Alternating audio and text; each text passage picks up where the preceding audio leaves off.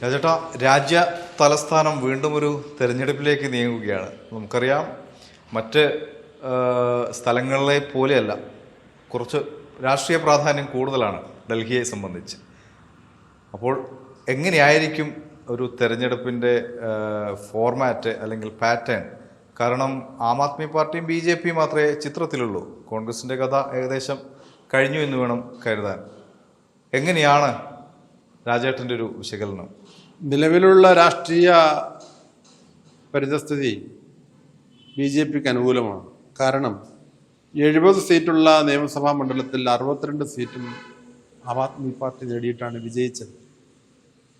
അന്ന് മുന്നോട്ട് വെച്ച ഒരു ആശയം എന്ന് പറയുന്ന അഴിമതിരഹിത ഭരണകൂടം ഡൽഹിയിൽ വരാൻ പോകുന്നു എന്നുള്ളതാണ്. പക്ഷേ നമ്മൾ മനസ്സിലാക്കേണ്ടത്, അണ്ണാ ഹസാരെയുടെ സമരത്തെ പിൻപറ്റി ഒരു ഗാന്ധിയൻ മോഡൽ ഭരണം, യഥാർത്ഥ രാമരാജ്യത്തിന്റെ വക്താവ് ഞങ്ങളാണ് എന്ന് പറഞ്ഞിട്ട് അവരുടെ ചിഹ്നം തന്നെ ചൂലായിരുന്നു തൂത്ത് വൃത്തിയാക്കൽ, അഴിമതിയെയും മറ്റു കാര്യങ്ങളും തൂത്ത് വൃത്തിയാക്കാൻ അങ്ങനെ ഒരു പുതിയ വാഗ്ദാനം നൽകിക്കൊണ്ടാണ് ഡൽഹി അവർ പിടിച്ചെടുത്തത്. പക്ഷെ എന്താ നമ്മൾ കാണുന്നത്, ഡൽഹിയുടെ മുഖ്യമന്ത്രിയും ചരിത്രത്തിൽ ആദ്യമായി ഡൽഹിയുടെ മുഖ്യമന്ത്രിയും ഉപമുഖ്യമന്ത്രിയും എത്രയോ മാസങ്ങൾ, ഉപമുഖ്യമന്ത്രി 1 വർഷത്തിലാണ് ജയിലിൽ കിടന്നു അഴിമതിയുടെ പേര് പറഞ്ഞിട്ട്. മദ്യ അഴിമതി കുംഭകോണത്തിലും മറ്റ് കുംഭകോണങ്ങളിലും പെട്ട് 2 മുഖ്യമന്ത്രിയും ഉപമുഖ്യമന്ത്രിയും മറ്റ് മന്ത്രിമാരും ജയിലിൽ പോയ ഒരവസ്ഥ ഇനി ആം ആദ്മിക്ക് ഒരു അഗ്നിപരീക്ഷയായിട്ട് മാറും ഈ തെരഞ്ഞെടുപ്പ് എന്നാണ് എനിക്ക് മനസ്സിലാക്കാൻ സാധിക്കുന്നത്.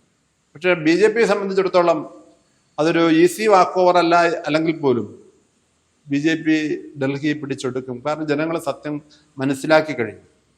ലോകത്തെ ഏറ്റവും നീളമുള്ള മെട്രോകളിലൊന്നായി ഡൽഹി മെട്രോ മാറുന്നു. അതിൻ്റെ സൗകര്യങ്ങൾ വർദ്ധിപ്പിക്കുന്നു. കേന്ദ്ര സർക്കാർ നടത്തുന്ന വികസന പ്രവർത്തനങ്ങൾ, കഴിഞ്ഞ 10 വർഷമായി ചെറുപ്പക്കാർക്ക് ജോലി കൊടുക്കാൻ നേരിട്ട് അപ്പോയിൻമെന്റ് കൊടുത്ത സംഭവങ്ങൾ, അതുപോലെ എല്ലാ രംഗത്തും ഗവൺമെന്റ് വളരെ വലിയ രീതിയിൽ മുന്നോട്ട് പോകുന്നുണ്ട്. പക്ഷെ ഡൽഹിയുടെ പ്രശ്നം, അവിടുത്തെ വോട്ടർമാരിൽ പകുതിയിലേറെ വന്ന് താമസിക്കുന്ന ആളുകളാണ്. പല സംസ്ഥാനങ്ങളിൽ നിന്നും വന്ന് താമസിക്കുന്ന ആളുകളാണ് അവിടെയുള്ളത്. അതിലേറെയും സർക്കാർ ജീവനക്കാരുമാണ് എന്നുള്ളതാണ്. സർക്കാർ ജീവനക്കാരുടെ പ്രശ്നം എന്ന് പറഞ്ഞാൽ, ഈ മഞ്ഞുകാലം ഇപ്പോഴത്തെ സമയം വരുന്ന രാവിലെ 11 മണി 12 മണിക്ക് ഓഫീസിലെത്തും, പിന്നെ 3 മണിയാകുമ്പോൾ തിരിച്ചു. കാരണം മൂടൽമഞ്ഞൊക്കെ പെട്ടെന്ന് വീഴുന്ന 3 മണിയാകുമ്പോൾ ഓഫീസിൽ നിന്ന് തിരിച്ചു. അപ്പോൾ ഈ 2-3 മാസക്കാലം ഓഫീസ് പ്രവർത്തനങ്ങൾ താറുമാറാവും. പക്ഷെ നരേന്ദ്രമോദി വന്നതിന് ശേഷം അദ്ദേഹം കൃത്യം ഏത് കൊടും തണുപ്പത്തും ഏത് പെരും മഴയത്തും കറക്റ്റ് 9 മണിക്ക് അദ്ദേഹം സെക്രട്ടേറിയറ്റിന്റെ സൗത്ത് ബ്ലോക്കിലെത്തും, സെൻട്രൽ സെക്രട്ടേറിയറ്റിന്റെ. പിന്നെ ഓഫീസർമാർക്ക് വരാതിരിക്കാൻ പറ്റില്ല. വാസ്തവത്തിൽ ഈ ഒരു സർക്കാർ ജീവനക്കാരെ ഒന്ന് നിയന്ത്രിച്ചതാണ് ബി ജെ പിയുടെ ചെറിയ പരാജയത്തിന് കാരണമെന്ന് പല നിരീക്ഷകരും ചൂണ്ടിക്കാണിച്ചു. പിന്നെ നല്ല കാര്യമാണ്, അതെ നല്ല കാര്യമാണ്. നെഗറ്റീവായി എങ്കിൽ ഇവരുടെ ഒരു ഇത്രയും കാലം അനുഭവിച്ചു വന്ന ഒരു സുഖ സൗകര്യങ്ങളുണ്ടല്ലോ, തീർച്ചയായും അതിന്റെ പിടിവീണപ്പോൾ, അത് സ്വാഭാവികമായിട്ട് കുറഞ്ഞപ്പോൾ ഉണ്ടായ ഈർഷ്യ. പിന്നെ രണ്ടാമത്, ബീഹാറിൽ നിന്നും യു പിയിൽ നിന്നും കുടിയേറിയിട്ടുള്ള തൊഴിലാളികളാണ് ഒരു ഭാഗത്ത്. അവരെയും സംഘടിപ്പിക്കുവാനും ഒന്നും മെനക്കെട്ടില്ല. ബി ജെ പിയോ കോൺഗ്രസോ CPM ഒന്നും അവരെയും സംഘടിപ്പിക്കാനൊന്നും കഴിഞ്ഞിട്ടില്ല. പക്ഷേ റിക്ഷാ തൊഴിലാളികൾ, അപ്പൊ അവരുടെയൊക്കെ പ്രശ്നങ്ങളെ മുമ്പിൽ വെച്ചുകൊണ്ട് റിക്ഷാ തൊഴിലാളികൾക്ക് മാന്യമായിട്ടുള്ള വേതനം കിട്ടുന്ന രീതിയിൽ, അവർക്ക് പാർപ്പിടം കിട്ടുന്ന രീതിയിൽ ഓൾഡ് ഡൽഹിയിൽ പോയാൽ കാണാൻ സാധിക്കും. ആയിരക്കണക്കിന് സൈക്കിൾ റിക്ഷ ആളുകളുണ്ട്, തൊഴിലാളികളുണ്ട്. അവരൊക്കെ കിടന്ന് ഉറങ്ങുന്നതും മലമൂത്ര വിസർജനം ചെയ്യുന്നതും പാചകം ചെയ്യുന്നതെല്ലാം തെരുവിലാണ്. ഒരു വലിയ ഈ തണുപ്പ് കാലത്ത് പോലും അവർ അങ്ങനെ കിടക്കാൻ വിധിക്കപ്പെട്ടവരാണ്. അപ്പൊ ഇവരുടെയൊക്കെ പ്രശ്നങ്ങളെ അഡ്രസ്സ് ചെയ്തുകൊണ്ടാണ് കഴിഞ്ഞ തെരഞ്ഞെടുപ്പുകളിൽ ആം ആദ്മി പാർട്ടി രംഗത്ത് വന്നത്. പക്ഷെ അത് തികച്ചും പരാജയമാണ് എന്ന് മാത്രമല്ല, ഇവരെ പോലെയുള്ള ഈ മണ്ണിന്റെ മക്കൾ, അല്ലെങ്കിൽ പിന്നെ ഏറ്റവും താഴേക്കിടയിലുള്ള ആളുകളെ പ്രശ്നങ്ങളെ അഡ്രസ്സ് ചെയ്തുകൊണ്ട് അധികാരത്തിൽ വന്ന ആപ്പിന്റെ ഗവൺമെന്റ് ഇവരെ ശ്രദ്ധിച്ചതേയില്ല.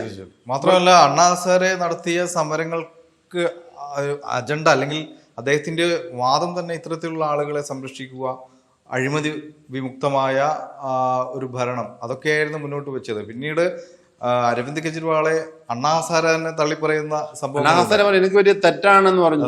അണ്ണാ ഹസാരയുടെ സമരത്തിൽ ക്ഷണിക്കപ്പെട്ട ആളല്ലെങ്കിലും അന്ന് വാസ്തവത്തിൽ അണ്ണാ ഹസാരയുടെ സമരത്തിന് BJP ആണ് ശക്തമായ പിന്തുണ കൊടുത്തത്. BJP ABVP ഒക്കെ ആയിരുന്നു. പക്ഷെ അണ്ണാ ഹസാരെ ഒരു അൺഓതറൈസ്ഡ് ഓക്കുപ്പേഷൻ എന്ന രീതിയിലാണ് അവിടെ വന്നതും അതിന്റെ കാര്യങ്ങളെ നീന്തി. പക്ഷെ ആ പേര് പറഞ്ഞ്, അണ്ണാ ഹസാരയുടെ പേര് പറഞ്ഞിട്ട് അദ്ദേഹം പിന്നെ നേതാവാകുന്ന കാഴ്ചയാണ് കാണാൻ സാധിക്കുന്നത്. അതുകൊണ്ടാണ് എനിക്ക് പറ്റിയ അബദ്ധമാണ് എന്ന് പറയേണ്ടി വന്നു. അണ്ണാ ഹസാരേക്ക് പറയേണ്ടി വന്നത്. കാരണം ഗാന്ധിയൻ മോഡൽ ജീവിത രീതി പരിശീലിച്ച് ആ രീതിയിൽ ഇന്നും ജീവിക്കുന്ന അണ്ണാ ഹസാരെ എവിടെ നിൽക്കുന്നു? സ്വന്തം വീടിന് ഏകദേശം 50 കോടി രൂപ വരെ മുതൽ മുടക്കി അതിന് സ്വിമ്മിംഗ് പൂളും ഒക്കെ ഉണ്ടാക്കിയ പിന്നെ ആം ആദ്മിയുടെ നേതാവ് മുഖ്യമന്ത്രി കേജ്രിവാൾ ഇവിടെ നിൽക്കും. അതാണ് വ്യത്യാസം. ഗവൺമെന്റിന്റെ കെട്ടിടം, അവിടെ താമസിക്കാൻ വേണ്ടി ചെലവാക്കിയ കോടികൾ. മദ്യവിരുദ്ധ സമിതിയുടെ പ്രവർത്തകനാണ് അണ്ണാ ഹസാരെ.